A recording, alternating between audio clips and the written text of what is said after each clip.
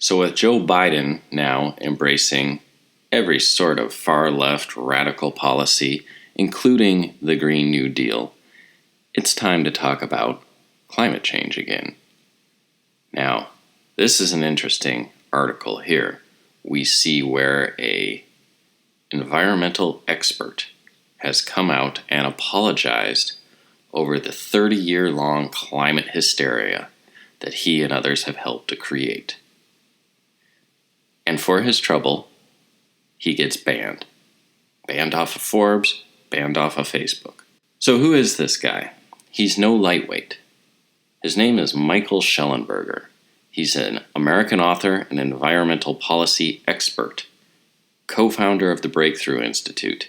He was named a Time magazine Heroes of the Environment in 2008, winner of the 2008 Green Book Award, co-editor of Love Your Monsters, co-author of Breakthrough.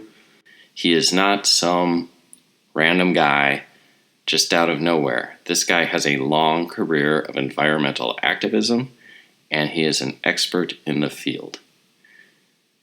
He started his career focusing on Latin America through Amnesty International. He worked in Latin America in the 1980s and 1990s, and then in 1993 moved to San Francisco to work with the progressive organization Global Exchange, authoring articles on Haiti, Brazil, Mexico, and Gulf War syndrome, and affirmative action.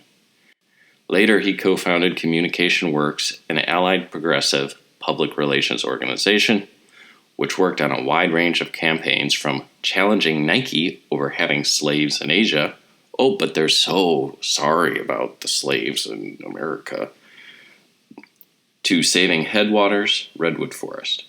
In 2005, Shellenberger and Nordhaus co-founded America Environics, whose clients include AARP, Earth Justice, the Ford Foundation, and the Nathan Cummings Foundation. Shellenberger is a senior fellow at the Breakthrough Institute, which he co-founded with Ted Nordhaus in 2003. Breakthrough Institute analyzes energy, climate, and innovation policy and has been cited by NPR, National Public Radio, The Wall Street Journal, and C-SPAN.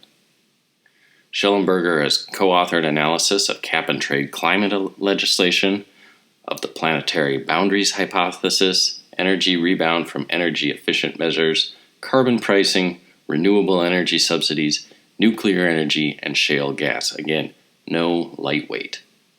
In 2016, Shellenberger relinquished his position as president of the Breakthrough Institute to run a new organization called Environmental Progress. And the reason I want to talk about this very accomplished environmental expert is because Forbes has decided to unpublish an article by award-winning climate activist Michael Shellenberger in which he apologizes for the, quote, for the climate scare we created over the last 30 years. He has a new book out called Apocalypse Never, which has been widely praised. And I'll link down, he was interviewed by Scott Adams, the creator of Dilbert, who also does a lot of political commentary. And it was a very good interview. It's about 30 minutes long, 30 minutes long, but it's well worth the watch. You can see all the false narratives in the climate scare. One of the things is this idea we're supposed to go back in time, and scientific and economic advancement is somehow bad for the environment. It's actually not. The answer is to move forward. The answer is to continue to improve our technology. More capitalism makes the world more clean. So we're going to look at this letter he wrote where he has apologized for 3 decades of climate hysteria. So here's his letter. On behalf of environmentalists everywhere, I would like to formally apologize for the climate scare we created over the last 30 years. He says, climate change is happening.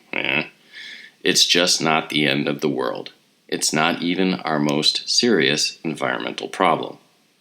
I may seem like a strange person to be saying all of this. I have been a climate activist for 20 years and an environmentalist for 30. But as an energy expert asked by Congress to provide objective expert testimony and invited by the Intergovernmental Panel on Climate Change, the IPCC, to serve as an expert reviewer of its next assessment report, I feel an obligation to apologize for how badly we environmentalists have misled the public. You've been lied to. Here are some facts that few people know. 1. Humans are not causing a sixth mass extinction. Next, the Amazon is not the lungs of the world. Oh, Kate Blanchett's wrong. Climate change is not making natural disasters worse. Fires have declined 25% around the world since 2003. The amount of land we use for meat, humankind's biggest use of land, has declined by an area as large as Alaska, and Alaska is the size of like 42 states or something.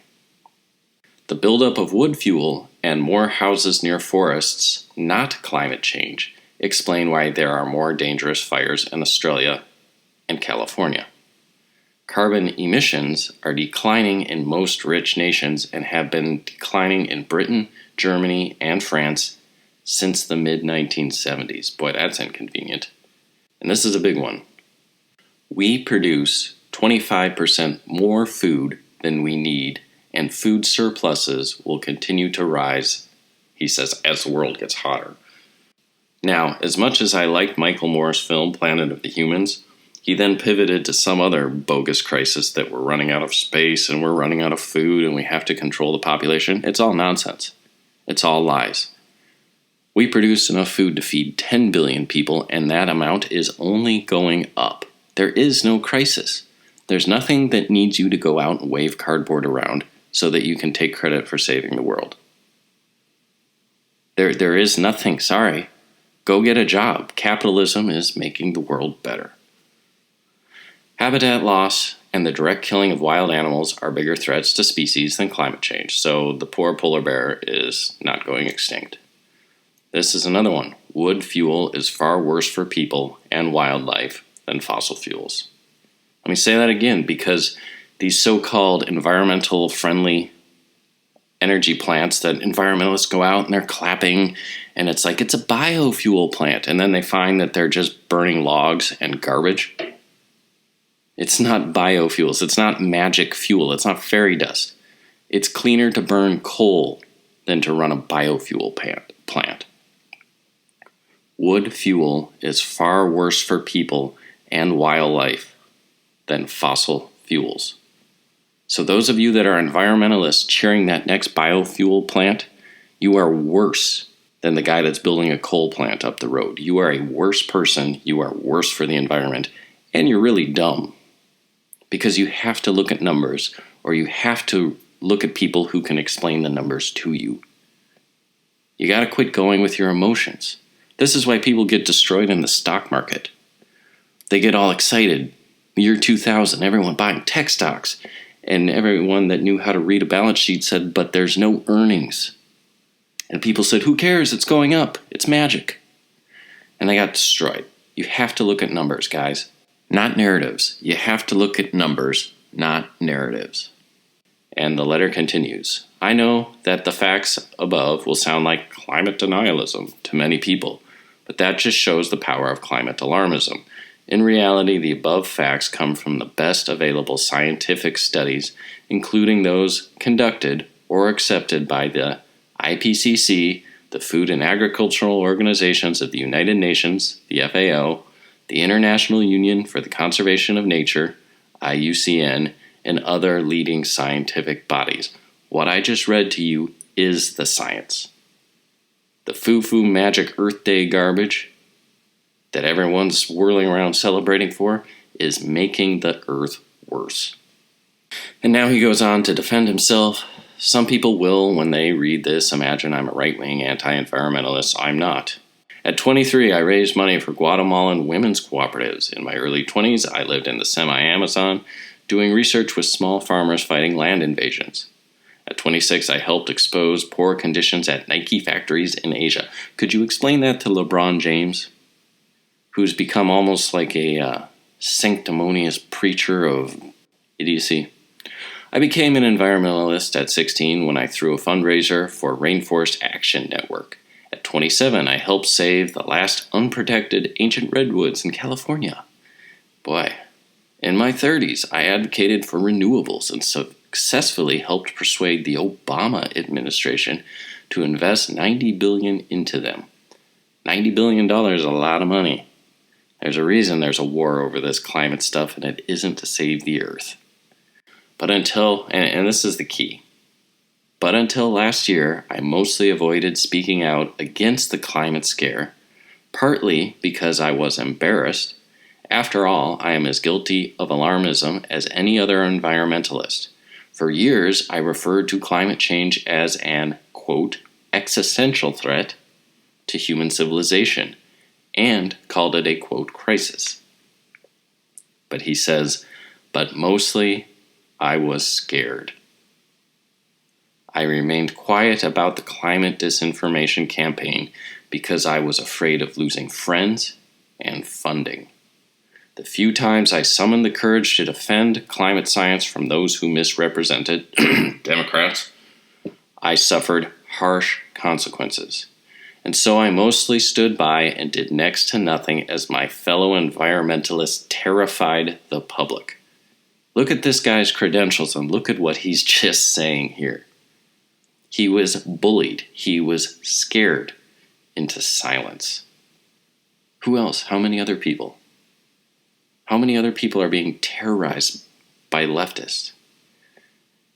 He continues, I even stood by as people in the White House and many in the news media tried to destroy the reputation and career of an outstanding scientist, good man and friend of mine, Roger Pilk Jr., a lifelong progressive Democrat and environmentalist who testified in favor of carbon regulations. Why did they want to do that? Because his research proves natural disasters aren't getting worse. And we see this with the moving of the goalposts. If you do not continually toe the line, the narrative line, you get canceled. Because it's all leading to one world order, to one world government. They don't want facts. They just want convenient facts. They want politically convenient facts to establish authoritarian power in a North American league. He continues, but then last year, things spiraled out of control. Oh, they've been out of control before then, but okay. Alexandria Ocasio-Cortez said, the world is going to end in 12 years if we don't address climate change. The world's most influential green journalist, Bill McKibben, called climate change the greatest challenge humans have ever faced, and said it would wipe out civilizations. Bill McKibben likes to do the late-night talk show host rounds, and he was one of the people that Michael Moore really took to task in Planet of the Humans. Mainstream journalists reported repeatedly that the Amazon was the, quote, lungs of the world, and that deforestation was like a nuclear bomb going off. As a result, half the people surveyed around the world last year said they thought climate change would make humanity extinct. And in January, 1 out of 5 British children told pollsters they were having nightmares about climate change. PSYOPs. It's meant to scare you. They want you scared. Whether or not you have children, you must see how wrong this is. I admit I may be sensitive because I have a teenage daughter. After we talked about the science, she was reassured. But her friends are deeply misinformed and thus understandably frightened. Misinformed by our educators. I decided I had to speak out. I knew that writing a few articles wouldn't be enough. I needed to write a book to lay it all out, and so my formal apology for our fear-mongering comes in the form of my new book, Apocalypse Never: Why Environmental Alarmism Hurts Us All. It's based on 2 decades of research, 3 decades of environmental activism. At 400 pages with 100 of them endnotes, Apocalypse Never covers climate change, deforestation, plastic waste, species extinction, industrialization, meat, nuclear energy, and renewables. And it's one of, I forget what, number 4 on Amazon's bestsellers right now. Some highlights from the book. Factories and modern farming are the keys to human liberation and environmental progress. Factories and modern farming. Get that? The most important thing for saving the environment is producing more food, particularly meat, on less land. The most important thing for reducing air pollution and carbon emissions is moving from wood to coal. from coal to petroleum, petroleum to natural gas to uranium. Got that? Moving from wood, your biofuel plant, to burning coal is cleaner.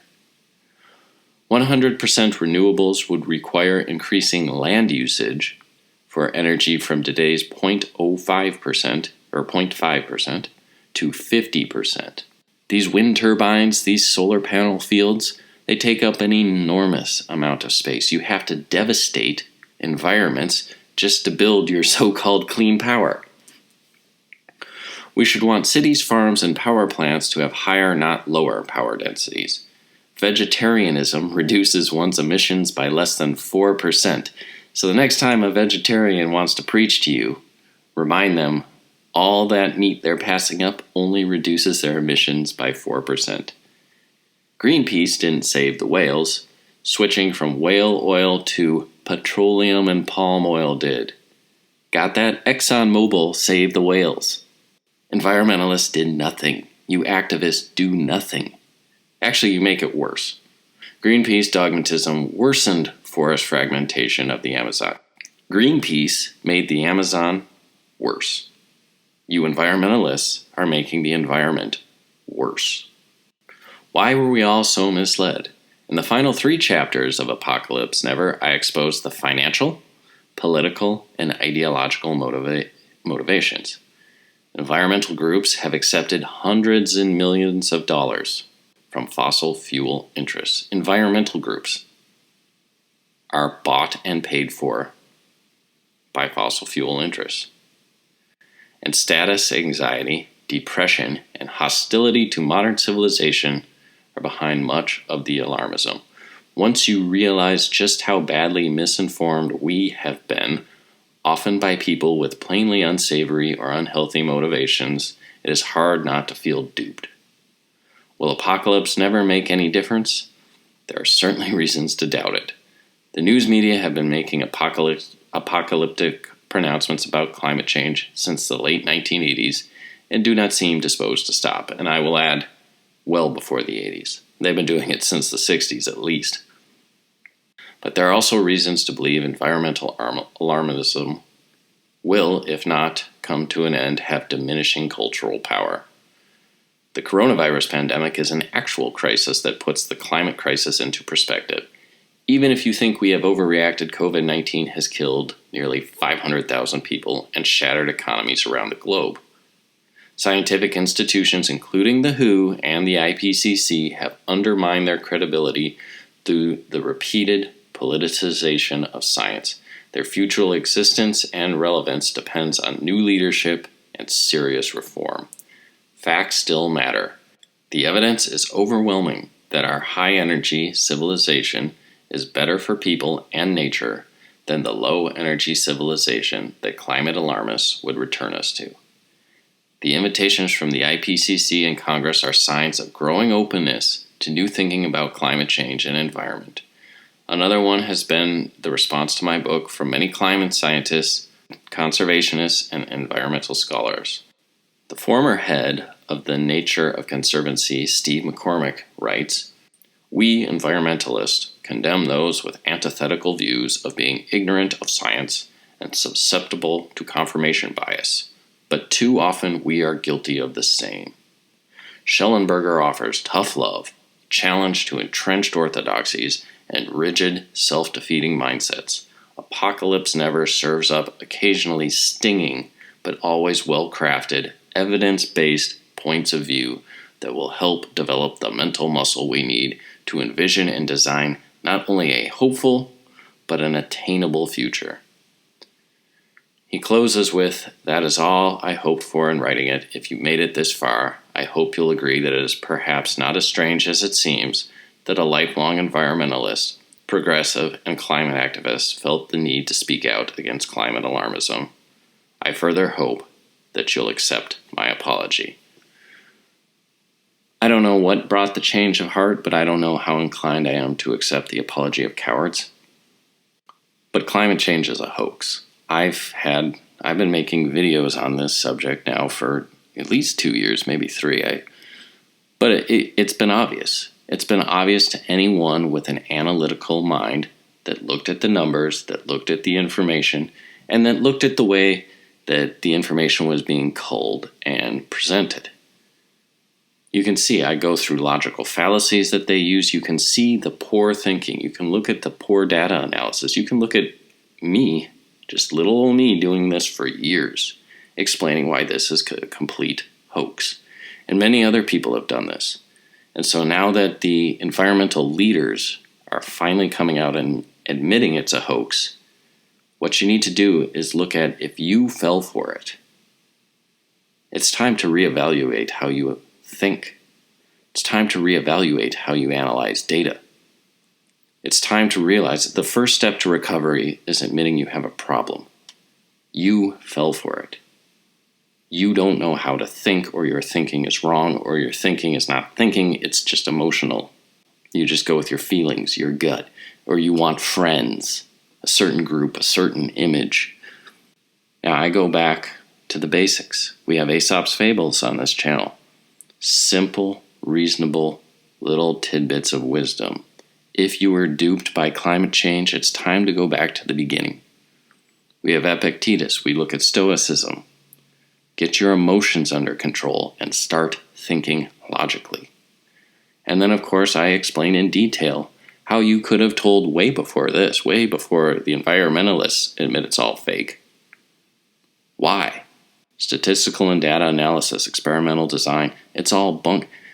Computer programs? A computer model? Come on. Science is a field of certainty, not a field of probabilities. If you thought a computer model is science, you don't even know what science is. It's time to reevaluate how you think.